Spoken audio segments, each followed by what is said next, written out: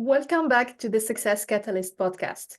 I'm your host, Nina Robert, and in every episode, I talk to successful entrepreneurs, coaches, and business owners about their success journey, their goals, and sources of inspiration. And we share with you many golden nuggets and valuable tips that will help you build your dream episode by episode. My guest today is a renowned relationship coach dedicated to helping individuals and couples achieve fulfilling relationships. With a background in psychology, Kimberly combines compassion and practical tools to empower her clients.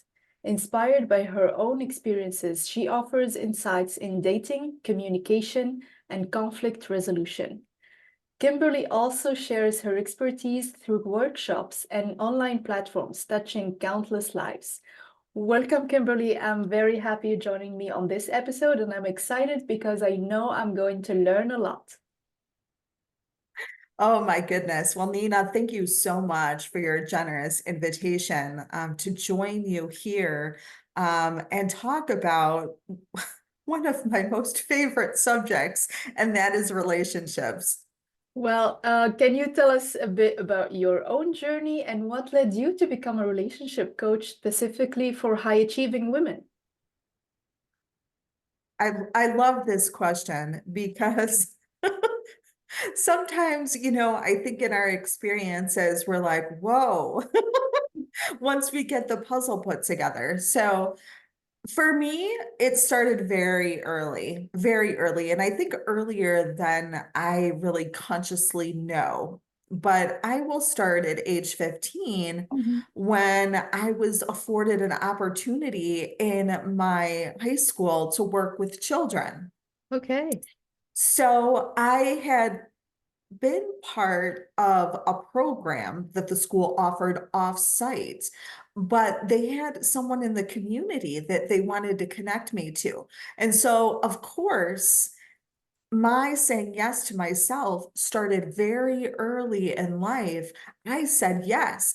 And the amazing thing about that is it led to 20 plus years supporting children and families, Wow. both typical children and atypical children. Okay. And there's two different family dynamics that are going on there. So yes, it just spread. And then I got married. I had my two boys, and I always knew I wanted to stay home. I always knew that I wanted to provide them a strong foundation so they could grow and they could thrive because I took parenting very seriously. I knew that God had blessed me with these children, and that it was my role to do this. So I took it very seriously. So after they, have gotten settled, I'm like, hey, wait a second. I need to create a space for myself. I need to create a space for myself again. And I thought, what can I do to serve at a higher level? What could I do to serve at a higher level? And I was blessed to come across a fantastic coaching program, like many individuals I've come to know over the course of time. And I took the coaching and I was like, oh my goodness, this is for me. And I just continued and continued on that personal development journey, learning and growing. Because first, of course, it's about learning about ourselves and so we can serve others. And so that's kind of what led me to coaching and serving. What led me to the professional women specifically was my journey. It was my journey of overcoming challenges, working out the family dynamics, going through and growing through what I went through is so important. And there are so many things as women that we have come through thus far, and we can get into that. But I thought, you know what? if women are going to get to the next step, they need someone that is going to be able to support them at the highest level, that have gotten through a few challenges and then got up again. That's really, really important.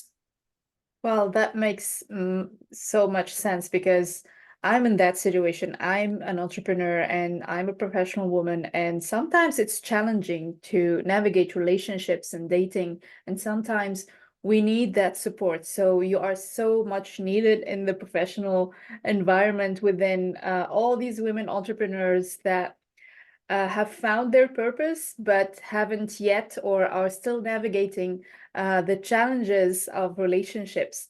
So now that you said you focus on professional women, can you describe the specific challenges that these women face in their relationships, both personal and professional?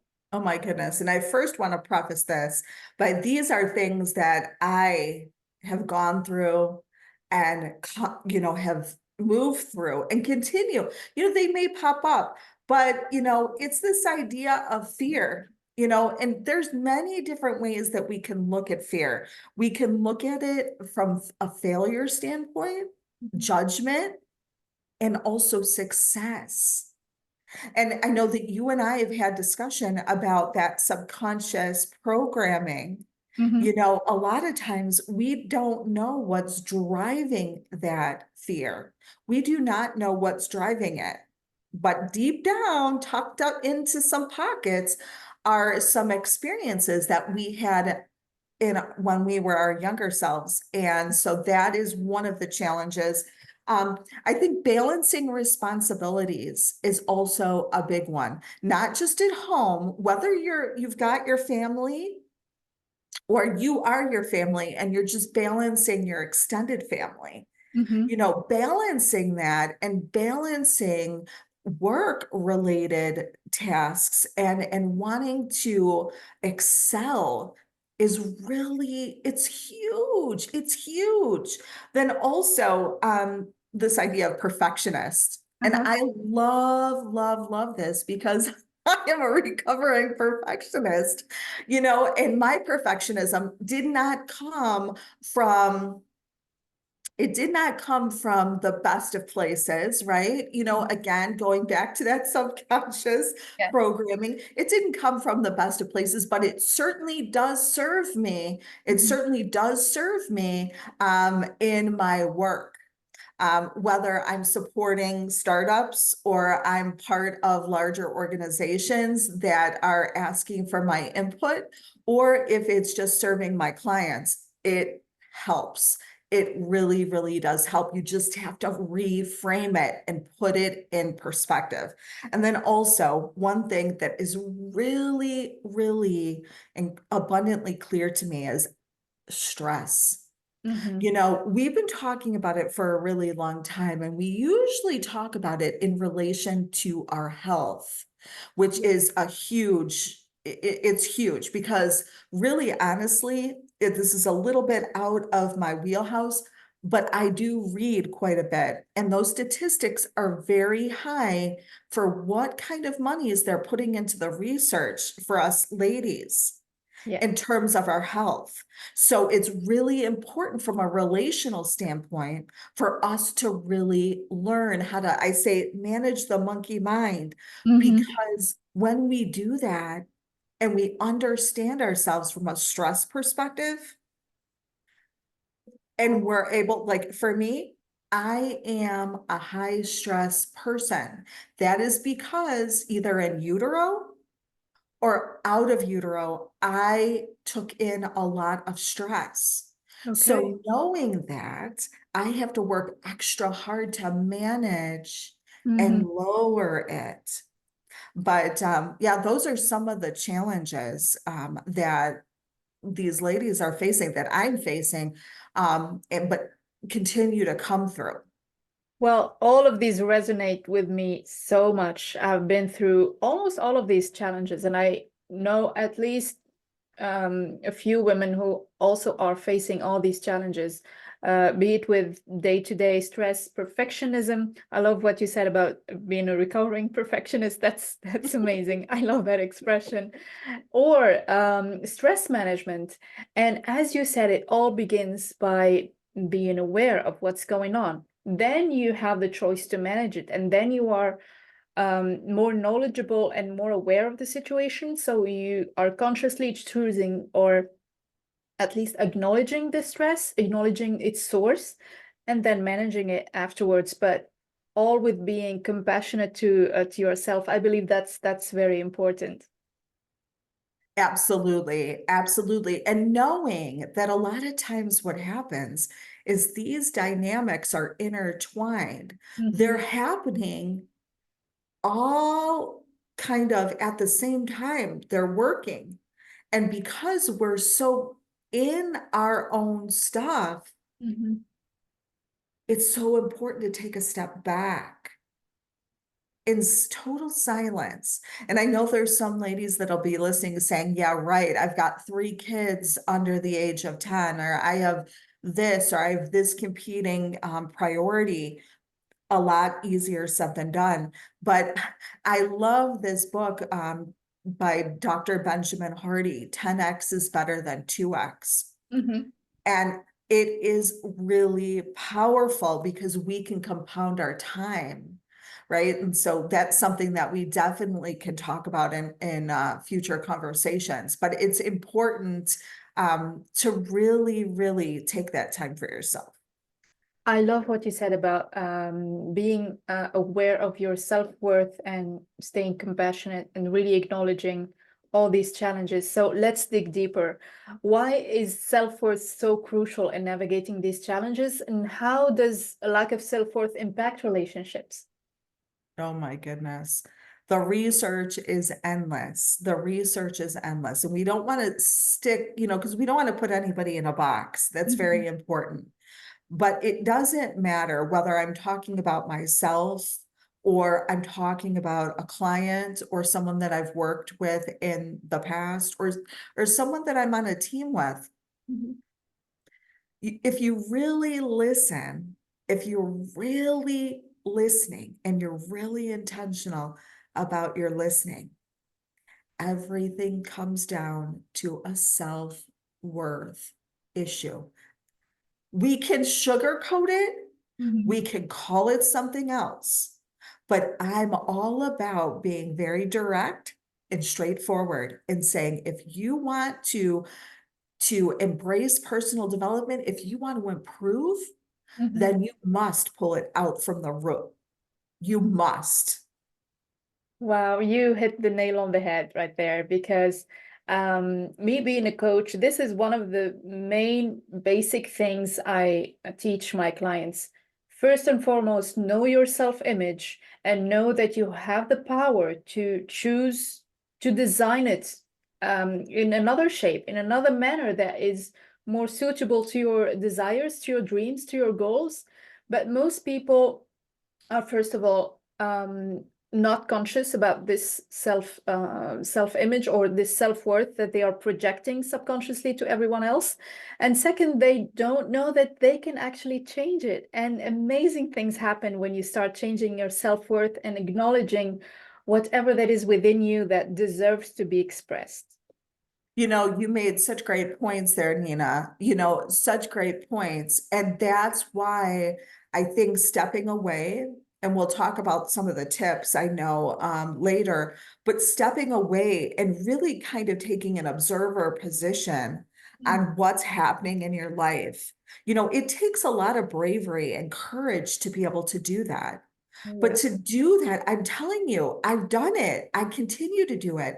And it's amazing because at the end of the day, you are in the room with yourself. Mhm. Nobody else really, honestly, on the outside cares about if you wrap the birthday present properly for your child's birthday party, or that you served the greatest cupcakes, or you got the greatest cake for a gathering. Mhm. People aren't paying attention because they're too consumed with what is happening in their lives. So Absolutely. when you realize that you're not the center of your universe, I mean, again, going back to research, that happens for children very early in life, where they are the center of all things. Mm-hmm. And when we find ourselves as adults doing that, that just means there's things that are tucked down into that little subconscious pouch Mm-hmm. that we haven't yet pulled out and took that magnifying glass out to look at. But when we do, we can say, I don't need that anymore. It doesn't serve me because I'm here for a greater reason. Oh my God, I love that because I've been there. I've done that work and it's not obvious. It's one of the hardest things that you can ever do if you have the courage to actually start doing it because Mhm. it takes guts, it takes courage. And the most difficult conversations that we can ever have if we are truly honest are the conversations with ourselves because most of the stuff is so hidden so deeply we're not even conscious it's there, but we still act on it. We still are like the pawns of our subconscious mind. So I did that exercise and it was not obvious. It was hard. It was Mhm. tough and sometimes overwhelming. But the Mhm. more I did it, the easier it gets to talk to myself. I was not used or taught to talk to myself. You know, I love that. And I love that you're doing that and you're vocal about it. Because Yeah. when you're vocal about it, then other people, other women specifically, because let me go back to that question that you asked a little bit ago about why these professional ladies. Well, women, if you look at the history of what we've gone through, what we've been through, and what we continue to go through, Mhm. it is important that we as a species, we succeed, Yes. right? Yeah. Not only succeed, that we do it from a standpoint of self-actualization, Mhm. because Yeah. we're the heartbeat of our families. Yeah. And we're the heartbeat. And if we can do that work, we're showing future generations, look, can you imagine having all these young ladies that are struggling with so much right now Mhm. look up and say, you know what? That is a woman leader I can be proud to follow. I can look to her and I may not take everything, but I can look at her and know that things are possible. We need that. So for me, again, going through what I have gone through, I'm here for a reason. And so being able to empower these women to do the same is changing. I mean, it literally is changing the world. It's changing the world, and I'm always the first to raise my hand. So, Um, I love success stories. So can you share an example or examples, if you have many, of a client who came to you struggling and how your coaching helped them transform their relationships? well, it's interesting because one of the things that I love to do is I love walking. And Mhm. so I was trying out a new service. And so I was trying out a new service because I do email coaching actually, and I do have spots for virtual and in-person session. But I wanted to try out something new. So I had a client that had come to me and I said, would you be open to just trying and doing this, through walking? And she's like, absolutely. Mhm. So we did some walking coaching, but the thing that I was so passionate about with this client was when she first came, she was feeling, real heavy. Mhm. She was struggling with a lot of the challenges that we just spoke about. But more important, she had a cultural dynamic that she was struggling with. And the cultural dynamic that she was struggling with is that she wasn't only in relationship with her partner, she was in relationship with her whole entire community. Mm-hmm. And when she was in relationship, so it's not just, like when we're saying like, oh, I wish my partner would see me, I wish he would hear me. It wasn't just that dynamic. It was the dynamic that she was also faced with the judgment Okay. of those in her community. Mm. And so by the end of our coaching session, I was witness to just such a beautiful transformation Wow. that now, again, and I say this because people sometimes will come to coaching and they think that they're putting their trust, know, like, and trust in that person's hands. They're going to fix everything. And I'm here to say that is not what coaching is about. Coaching is about insightful guidance, insightful guidance. And this guidance is helping you to come up with your own answers. So by the end of this coaching experience, I'm telling you, just beautiful, because again, it's being brave and courageous and knowing that you have this all inside of you. Mm-hmm. It's just that you have to be willing to tap into and allow it to come out, and know that it's not going to come out just by saying, okay, I spent an hour, this is good enough. Yeah. This is our journey. This is our journey. I love that definition of coaching because yeah, being with a coach and spending a few hours being coached does not mean that, yes, you invested the time and effort and now the problem is going to resolve itself. Now that you know what the problem is, you still have to take action. You still have to follow that guidance that the coach is giving you.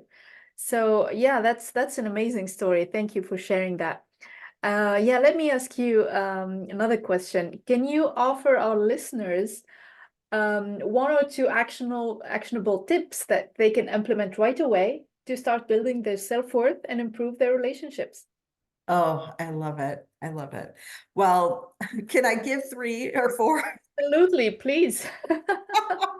Okay. So if you're not writing yet, and it doesn't have to be anything formal, but if you're not writing, just even 2, 3, 4, 5 minutes a day. And if you're not a writer, I transcribe it into the phone. If you're walking, if you're taking your run and you're cooling down, if you have 5 minutes, speak into your phone. Just speak into your phone, and you can call that your journal. Mhm. But do that, and do it now, because what happens is we are containers, and there is space in our container, right? There's only so much space in our containers. We have our organs, we have our blood, we have our blood vessels, but we also are full of energy. Mhm. And by writing things down, you're allowing it to come out, to Wow, create space for new things to come in. I love that. So, right. The other thing is, if you have not done something creative, Mhm. I encourage you to explore your creative self. You might be saying, oh my gosh, with all these competing priorities, how in the world am I going to tap in to create? I'm not creative. That's our first thought. No, Yeah. you are creative. And you know what? You can do it. You can do it, even if it is 20 to 30 minutes. Because I am telling you, just like the writing practice, when you tap into your creativity, and it Mhm. can be anything, it doesn't have to be drawing or painting. It can be writing. I do it in my garden. It shows up. It's like I have this small space. How can I get creative and maximize this, right? That's Absolutely. creativity at its finest. Get creative. Do it today. I tell you, you will expand your being. You will expand your being. I love Then it. also, I say get in nature. Get in nature. If you are like, ooh, I don't like it, the bugs are bothering me, I don't want to get bit. I'm telling you, find a time of day that you can do that. And I'm telling you, Even if it is just going outside in your backyard, Mhm. get outside. You can do it with the kids. Get outside, explore, look at the trees, look at the grass, look at the leaves, hear the birds singing. And by the way, for your guests that are listening, if you haven't gotten the Merlin app, get it. It's free. You download this Merlin app and you can listen to the birds. You put the app out, it recognizes what the bird is singing, Oh, I love that. and Okay. that's it. So it's not like you have to go to Google, you have to get on the computer. You can just sit with nature, and there's so many different ways that you can commune with it, and it's the best. Beautiful. Thank you. Thank you so much. I love these pieces of advice. Really, really resonating with me, and I believe with everyone else, because I deeply believe that we are all creative beings. We just do not acknowledge that part of creativity that we have. Like me, for example, since I was young, I was told that, okay, you're good at math, so you're gonna become an engineer, and then, yeah, you're a rational person. Painting and music and literature, that's nice, but it's not for you. Like, you have to focus on being a left hemisphere kind of person. And I said, okay. So I did my engineering studies and I got my degree and I started working, but eventually it had to come out. I had to express it. If you don't express it, it will just stay stagnant. It's stagnant energy. It's not good. It doesn't feel good. You know what, though? I love what you said, Nina, because see, here, this is what's happening. It's like denying part of yourself. Yeah. So let me tell a quick, can I tell a quick story? So my son, he is very mathematical. He Mhm. loves math, but he said he wanted to take a shop class. So I said, sure. So he took the shop class. He brought home this beautiful cutting board, Nina, Oh. this beautiful cutting board. Again, he is left-brained, Mhm. but he has a right brain. Absolutely. And we want to exercise both of those. And for the adults that are listening, you can do it today. Like Nina was expressed, you can do it today. You can start exercising. You know, we're exercising our body. We need to exercise our minds. We can do it today and bring the two hemispheres together. I love that. Oh my God, I love it so much. And I do many exercises to stay fit, like for the right hand, for the right side and for the left side of my brain, because both are important. If not, we would have been born with just half a brain, and these people are left brained and these other people are right brain. One of the exercises I do is that I try to write with my non-dominant hand Mhm. every day, and you won't believe the progress that I made since I started writing. Like, I kept everything on a tablet so I can, compare. At the beginning, I struggled so much, but just after a few days, the neural paths are starting to wire inside my brain, and it all works like magic. Oh my God, now I can use both my hands. That's amazing. Oh my God. You know what, Nina? That is so powerful. And I want your listeners to just sit for a minute here. Because we're talking relationships. This is very important, but we're also talking about our brain health. Now, this is just an interest for me, Mhm. and it's outside of my expertise. That which you just said is creating longevity for our lives. Oh yeah. Because think about it, not only are you denying part of yourself when you don't activate your creativity, when you don't activate your imagination, Mhm. but you're also, there's other things that are going on inside that right hemisphere. And we can't get into it today, but there's research. So I encourage you to explore that research. But Mhm. there's things that are going on that need to be activated, because what we use, we lose. Absolutely. And when we think about the increase in dementia and the increase in these things, it's a real thing. It's Oh a yeah. real thing. So Oh I yeah. love that you're writing with your non-dominant hand that is creating those connections and strengthening the brain. I love it. Oh my God, we need another episode to talk about this, definitely. Yes. We do, because it's so important. You know, we talk about our health physically, but we really need to prioritize it mentally. Mhm. So when we're talking about things like the stress, the point, you know, the pain point of stress, we really need to peel that back, right? And we're not meant to live in isolation, we're meant to live in community. So why do that by yourself? You don't have to. You can do it with a community. You don't have to take that all on and say, "Oh, wait a second. You know, another thing on my to-do list, you know, like what gives?" No, you do not have to do it on your own. You are fearfully and wonderfully made for a reason, for a reason. Oh, I love that. And I think this is one of the successful women's paradigm that, yeah, I can do everything by myself, so I have to do everything by myself, but you actually don't. You can ask for help, you can hire people to support you, you can be in a community with other women or other people to support you and listen to you. And you can also use other people's expertise like yours, Kimberly, and get support and get coaching. Because just because we are successful does not mean that we don't need help, does not mean that our mental health can do much better, that our stress level can get a little help, that our physical health also is depending on whatever level of stress we are living in, whatever level of busyness or overwhelm that sometimes we live in from day to day. And being a woman in business is really not obvious, especially with now that everything is looks easy.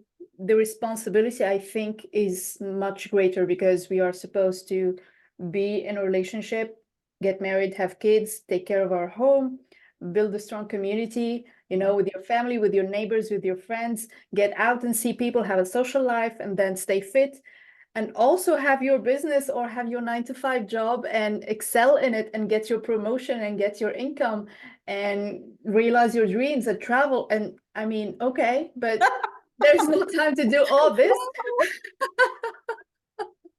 You know, my head was spinning as you were talking, but it was also coming up because I'm very solution oriented.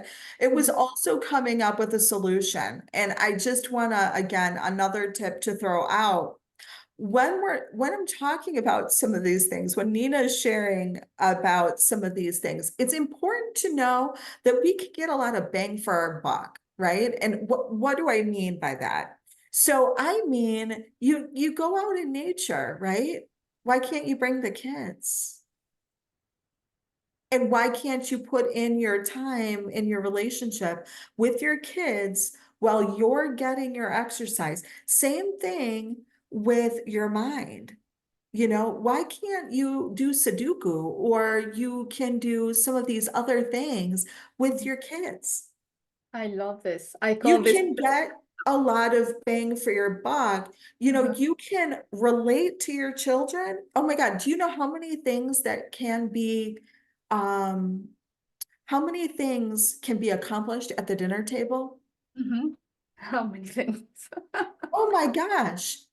You could you could plan vacations. You can find out what they're doing in their lives. You can nourish your bodies with healthy food. You can commune and fellowship with them by preparing the meal together. You can have fun and tell jokes, develop a new skill, develop a new idea for game night. I mean, there's just so many things that can happen. So when we're talking about all of these things in isolation, they're really not isolated things. They're things that we can compound, like build in. So you're getting more bang for your buck.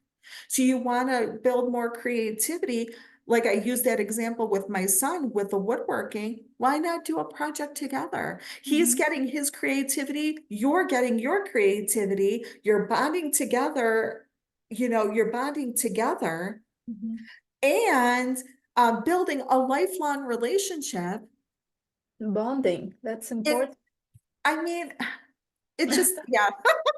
I mean, I love this idea because not only it's an opportunity for bonding, since we don't have a lot of time to spend with our families anymore, but it's also great and smart time management way of, doing many things at the same time, having dinner and then learning from each other and plan the next activity we're going to do, or just preparing the meal together and learning a Yes. new recipe. That's so fun. And I love that. I love that idea. And I love what you said about the recipe piece, because the recipe, you're learning math. Yeah, So absolutely. there's so much happening. I love that. I love that. Now, as we wrap up, what are some final words of encouragement that the women listening to us might be feeling lost in their relationships could use? Okay. You're not alone. You're not alone. That is a lie. That's why I said manage your mind here. It's a lie. You're not alone. Connect in with whatever your higher power is, Mhm. right? And remember, you can't believe everything this thing does. Oh, yeah. You cannot believe it, because on most days, it's a bunch of malarkey. It's just not true. So Absolutely. you can't believe it. And I say, today, one of the most important things is you can get outside and breathe fresh air. You can change your state in a matter of minutes. Hmm. And last but not least, you grow through what you go through. Oh, I love that. That's it. That's it. And we're all here doing the same thing. Stop Oh, looking at Instagram, stop looking at all of these things, because they're nothing but lies. oh yeah. Oh, yeah. They're Absolutely. nothing but lies, again, to fill this with stuff that it doesn't, I mean, it's just not important. I love that. You grow through what you go through. That's Mhm. very good advice. I love it. So yeah, I agree, because we do need the courage to go through whatever challenge that's facing us and not repeating the same patterns over and over again. Once you have that conversation with yourself, you take the lid off the real problem, you see the pattern, you face it, you acknowledge it, you still are self-compassionate and you still are kind to yourself. But that does not mean that you're not going to take action. You need to take action, and you need to go through that terror barrier, that self-sabotage pattern that you're going through. And this is how we grow. Yes, absolutely. And we're all doing it. So when you go to that next party or you go to the next meeting and you see somebody and you think, oh, they don't have anything going on. Oh, They're oh my just not talking about it. Absolutely. Yeah, absolutely. And we are wired to hide whatever challenges that we're facing because we have to wear that mask. I don't like the use of that term, but it is a mask because it's masking whatever is going on the inside, because it could be for many reasons. We don't want to bother people. We don't want to seem sad and anxious, and we want to belong to other people, and we want to be accepted, I think, and be liked. So this is why we tend to not show that vulnerability. But once you show it, at least to yourself, Yeah, just with that, at least to yourself, many things are going to get much easier. amen. Oh, yeah. So, where can our listeners learn more about you, Kimberly, and your coaching programs? Well, I would love for them to connect with me right now. I would love a connection on LinkedIn. Mhm. I have a community, the power of the moment.